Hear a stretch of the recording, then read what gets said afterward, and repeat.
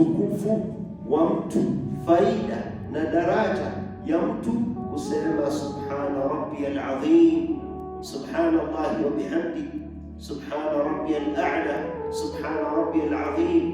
Tizameni Mtume sallallahu alayhi wasallam akatufunza kalimatani khafifatani ala lisani thaqilatani ala almizani, subhanallahi wa bihamdi, subhanallahi alazim, ya kuwa maneno mawili ni nyepesi kwa ulimi kutamka, lakini ni mzito katika mizani ya muumini siku ya Kiyama. Maneno yapi haya? Subhanallahi, subhanallahi wa bihamdi, subhanallahi alazim.